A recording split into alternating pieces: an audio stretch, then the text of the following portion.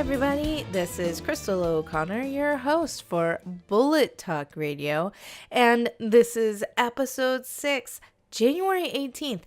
I swear, it was just yesterday that I recorded an episode of which I said to y'all, this is the first episode of 2015, and I'm looking forward to great things for BTR this year. Where did January go? It's like over. Okay, it's not really over, but it's like half over. It just seems like time flies by, and maybe it's because I'm a mom.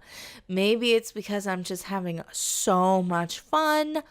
I don't know, but time is just it's slipping away. I don't know where it all goes. Do you ever feel that way? Do you ever feel that way? I feel that way. I feel that way today anyway. So how was your week? Was it good? My week was good. It was full of so many surprises, both podcast related and in my personal life, and they were all good surprises. So yay, right? Yay. So we have a hodgepodge of stuff going on in the news. There's some fun stuff mixed in, and there's some stupid silliness. I mean, people they're never going to learn. They're just never going to learn. It drives me crazy. So why don't we just go ahead and get to it? And here's one of the stupid, silly ones.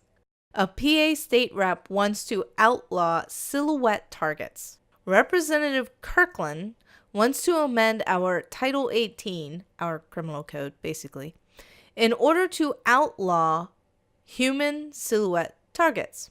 He sent around a memoranda around the House, and it reads, I quote, "In the near future, I will introduce legislation amending Title 18 of the Pennsylvania Consolidated Statutes, which will address the use of human silhouette targets at shooting ranges. Rather than perpetrate violence by continuing to allow individuals to practice their target shooting by shooting at human silhouette targets at shooting ranges, my legislation will prohibit the use of targets that depict human silhouettes at shooting ranges across the Commonwealth. Instead, silhouette targets could include, but are not limited to, the following: white-tailed deer, black bear, wild turkey, and elk. My legislation creates a new section under Title 18, Chapter 61 regarding firearms and other dangerous articles. Specifically, the bill prohibits the use of human silhouette targets at shooting ranges across the Commonwealth except by law enforcement officers, military personnel, or other public safety personnel in line with their official duties. If a person violates the provisions of the new section, he or she will commit a summary offense. Please join me in co-sponsoring this legislation." End quote. Well, lucky for me, my legislator would never vote for this silliness. But if you're in PA and you don't have such strong faith in your legislator, contact them and inform them what stupidity this is. Self-defense instructors use human silhouette targets in order to teach failure drills at the basic level. There are many very real reasons why a shooter and or an instructor would use human silhouette targets. We don't use them because we enjoy picturing ourselves shooting humans. This isn't a real life Call of Duty or anything like that. There are very real purposes behind using them. That's why military personnel and public safety personnel and law enforcement officers, to quote Representative Kirkland, use them. Because they're useful. Oh, wait. He doesn't believe people should carry firearms for self-defense, so why on earth would they need a silhouette target to practice? If it's okay for a hunter to practice on a deer silhouette, why is it not okay for someone licensed to carry to practice at the target that they're meant to shoot at? No one likes to think about it. But if you accept that responsibility of carrying a firearm, you need to practice for it appropriately. And yes, human silhouette targets are a part of that. I doubt this will even make it to the floor. I really, really, really doubt it. But this is just more silliness from people who very obviously don't think. And those kinds of people in office are dangerous. Next up, firearm sellers have trouble finding a payment processor. Now, for those of you who aren't in business for yourselves or don't run a business, when you run a business and expect to be able to accept credit cards, you have to obtain a payment processor. This usually includes, whether you buy it yourself or it comes with the service, a card swiper. So the merchant can swipe the card information hits the payment processor, and the processor contacts the bank and says, yay or nay. And the bank will say, yay or nay back, and the processor tells the vendor, the bank said, yes, this is good, or no, this is bad. And thus the vendor gets paid. It's the go-between between the merchant and the bank. If you want to accept credit cards, which who does business today and doesn't do credit cards? Although the coffee shop down the street from me actually does not do credit cards, but that's a whole different story. A payment processor is absolutely required to do business with credit cards. And who these days, other than my coffee shop lady down the street, doesn't do business with a credit card, right? For the most part, any company entering into a relationship where, say, gun business is the customer of the payment processor, either one can sever the relationship. And the business can say, we don't want to do business with you anymore, PayPal. And PayPal can say, you know what, we don't really want to do business with you anymore, gun shop. That's just the way of the relationship. Unfortunately, payment processors are and have been known for severing such relationships just out of the blue for no good reason other than they don't like your line of work. Merchants dealing in firearms, from sellers and retailers to custom shops, are having a harder and harder time processing your payment. If the merchant doesn't get paid, they don't have a business, and you have nowhere to spend your hard-earned money that's burning that hole in your pocket for that box of 22 ammo that you just can't find anywhere, right? Next up is a story from the NRA. The majority of states are supporting the NRA in fighting the draconian firearm restrictions inside San Francisco. The NRA currently has a case in front of the Supreme Court, Jackson versus San Francisco. The question being asked is for the Supreme Court to overturn San Francisco's ordinance requiring gun owners to lock or disable any firearm inside the home except for when the firearm is actually being carried. The ordinance directly defies the previously ruled on Heller decision, of course, in the NRA's opinion, in my opinion as well. 25 state attorneys general have joined together with Attorney General John Brunig from Nebraska in filing a brief supporting the NRA's position in the case. The NRA and the attorneys general asked the court to reverse the decision of the U.S. Court of Appeals for the Ninth Circuit, of course, who upheld San Francisco's ordinance. The states joining Nebraska are Alabama, Alaska, Arizona, Arkansas, Florida, Georgia, Idaho, Indiana, Kansas, Kentucky, Louisiana, Michigan, Minnesota, Missouri, Montana, Nevada, North Dakota, Oklahoma, South Carolina, South Dakota, Texas, Utah, West Virginia, Wisconsin, and Wyoming. If you happen to live in one of these states, send a message over to your state attorney general thanking him or her for supporting the NRA and, more importantly, our Constitution. If you can't blame the gun, then obviously blame the ammo. Now, in the last episode, we talked a little bit about France. France does not allow, for all intents and purposes, firearms with their citizenry or their first responders, aka the frontlining police. The same is true in Britain. Since France happened and continues to happen, the Brits are calling for ammunition laws tougher restrictions on ammunition are needed to stop British-based jihadists from carrying out Paris-style gun attacks, says former Security Minister Lord West, as reported by the Daily Mail. He said the UK's tough anti-gun laws were a crucial tool in the fight against terror. Yeah, that worked so well. But demanded further action to tighten restrictions on ammunition. I'm telling you, folks, you can't make this stuff up. Obviously, since our ban on firearms didn't work, even though it's been a crucial tool in the fight against terror, it didn't work. So now we need to ban ammo. So those guys who totally didn't care about the fact that they weren't allowed to have guns in France, they're really going to care that they aren't allowed to have ammo. You can't make this stuff up. Silliness. Absolute silliness. Have you ever been completely and totally frustrated watching a media report about a mass shooting, a shooting in general, or anything that has to do with firearms and how it's reported?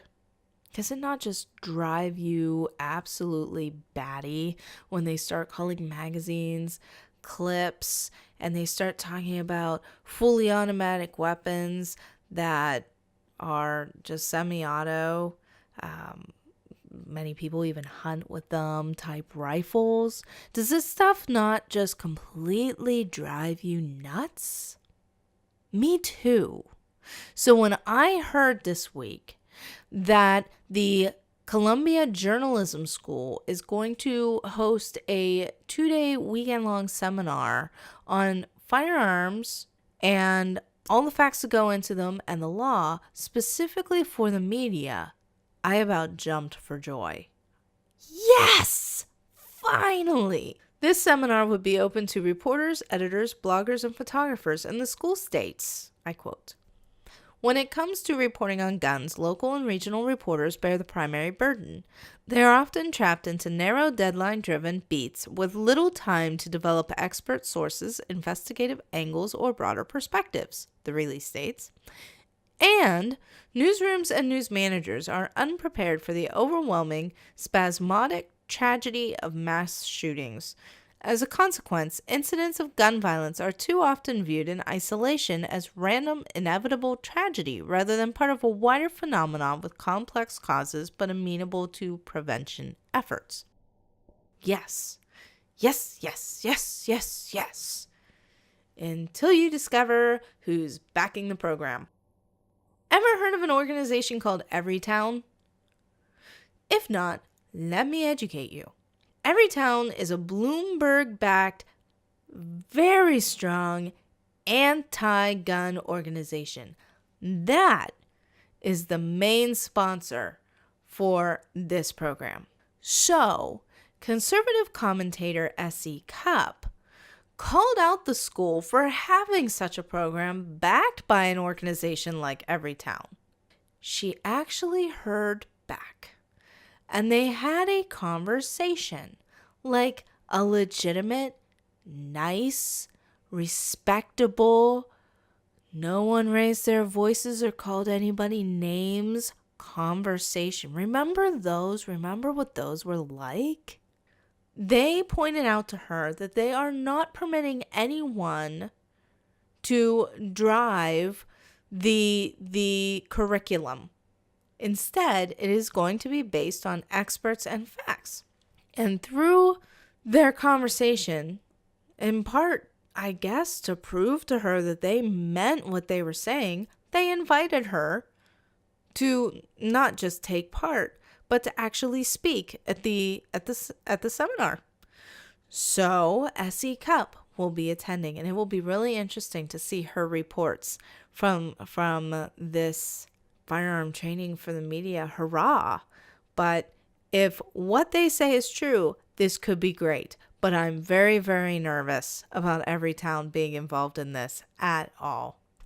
Now for some fun new stuff being announced this week. A new firearm company called Night Owl Firearms made some announcements at SHOT. They actually are based out of Clairton, PA. They come from Evans Machine, who they're a machining company who usually do custom firearm work, and they decided to get into the firearm business. So their first gun off the line will be a 9mm, and it looks like, well, a 9mm, but it's 100% made in the USA. And I'm kind of proud that it's coming from Pennsylvania.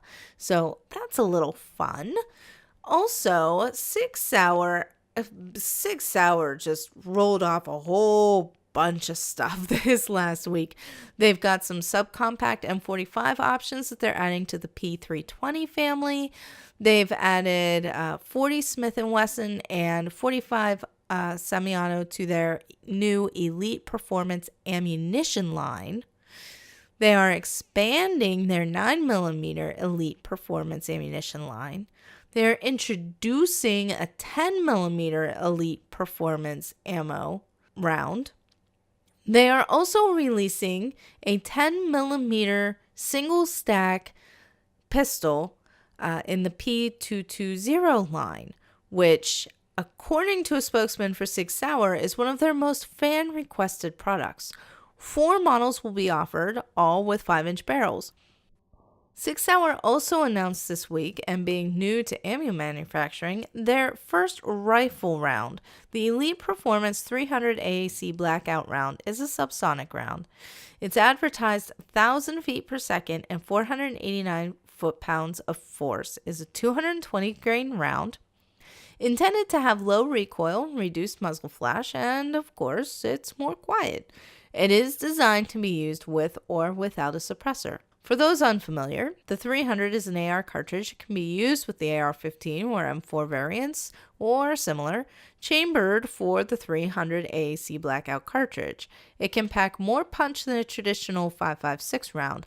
Unlike the 5.56 round, of course, the 300 AAC Blackout cartridge is not a NATO round. The Washington Post has reported that there's a whole new market out there for gun clubs aimed specifically at women. That's right. These gun clubs are being designed, quote, like a country club, with concierge desks, granite countertops, black couches. They say that it's like a steakhouse. But it's not a steakhouse. It's not a country club. It's a gun club. You can go meet other women, do some shooting. It's entirely marketed 100% at women. I think this is awesome. I think it's a great idea to jazz up the gun clubs a little bit. Not so old and drab and boring. A little bit more inviting. It's just going to drive your memberships up, guys. I promise. Women are the biggest and fastest growing market in the firearms industry right now. So, dress up the walls a little bit, put up a little paint, shine it up. Maybe you'll get some more women at your gun club also.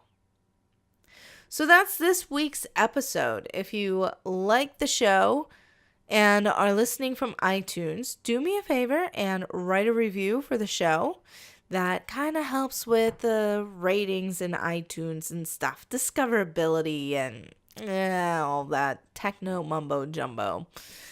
Also, if you would be so kind and you like the show, go ahead and share it via the webpage on Facebook, Twitter, or Google+. Of course, the webpage is bullettalkradio.com. You can also find me at Bullet Talk Radio on Twitter and at facebook.com/bullettalk and at Google+ at plus.google.com/bullettalkradio.